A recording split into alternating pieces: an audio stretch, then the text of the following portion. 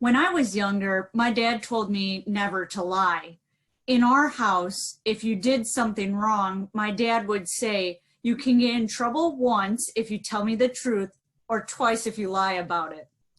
I think that was something that he picked up from his German parents, the German parents who survived the Holocaust. His mother survived Dachau, and his father escaped Germany right before the war, but worked for the US Army as a wunderkind.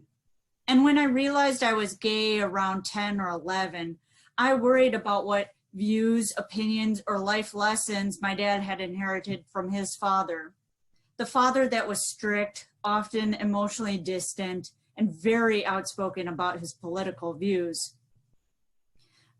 Grandpa was what I would describe as a conservative libertarian, and he wouldn't spare feelings when discussing. In fact, one memory I have of him is him, my grandma, my dad, and my brother eating dinner together before a play in Chicago. I must have been about 12 years old. I'm unsure how the conversation started, but I know it ended with my grandpa saying to my dad, well, gays are of a different race. My dad replied, Dad, they're not a different race. To which my grandpa said, you know exactly what I mean. My dad dropped the conversation. Now, over the course of the next few years, my parents went through a terrible, nasty divorce, and I was split half the week with my mom and half the week with my dad. And as I started to really realize what it meant to be gay and that I would have to tell my family, I kept thinking about the conversation we had with my grandpa. So I tried to hide that reality and date guys. I tried for about 1.5 years, but it was no use. I knew when David Weiner kissed me with tongue in a Sears at Southridge Mall in Milwaukee on our 3rd date that boys were not for me. I had my first secret girlfriend in my freshman year of high school, and I knew I couldn't put off coming out much longer, and I was terrified of the ramifications. My fears were realized when my twin was accidentally outed as bi to both our parents earlier in the year. Then my dad privately told me that he didn't believe in bisexuality and that Mal, my twin, would come around. So based on his reaction to Mal's coming out, I knew I had to be much more intentional and sure when coming out to him. So I had this plan in theory to set my parents down separately because they were divorced by then. But that was theory. In practice, it was much more of a stumbling out of the closet.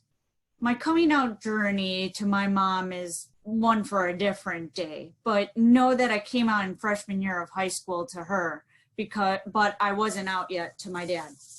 So I straddled the line of being in and out of the closet for about 5 months. By then I was a sophomore in high school dating my 3rd girlfriend.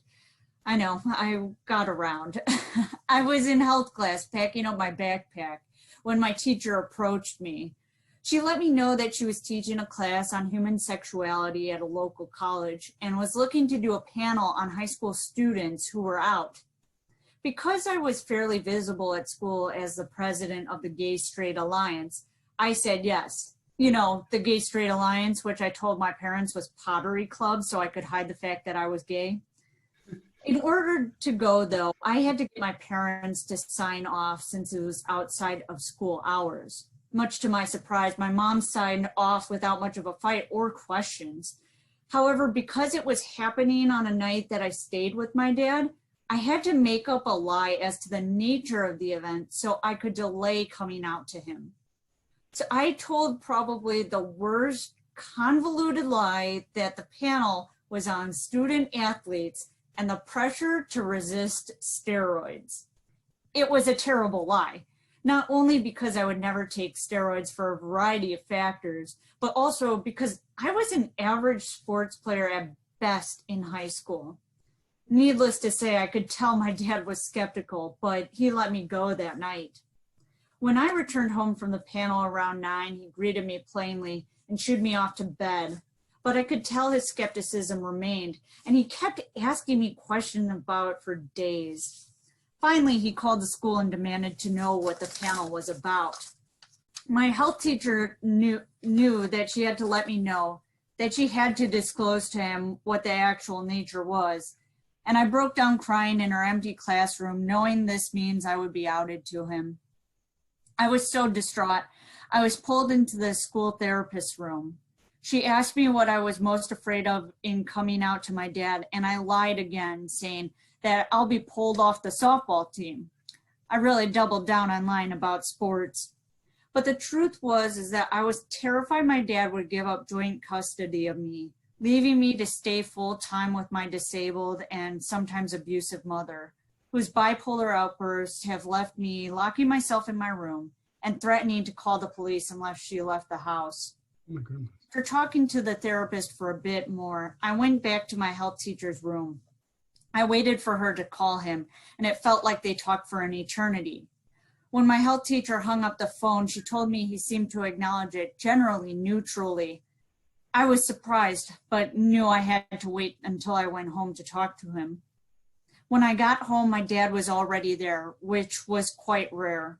When I saw him, I started crying in anticipation of what he would say. He asked me to sit in the living room. After an eternity, he told me that he was extremely mad that I lied to him about the event I went to, but understood why I couldn't come out to him.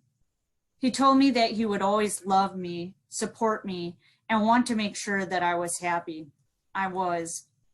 That was 2008. Now, 11 years later, my dad has met several of my ex-girlfriends.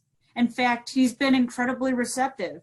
He even suggested I bring one of my girlfriends to my older brother's wedding as my date.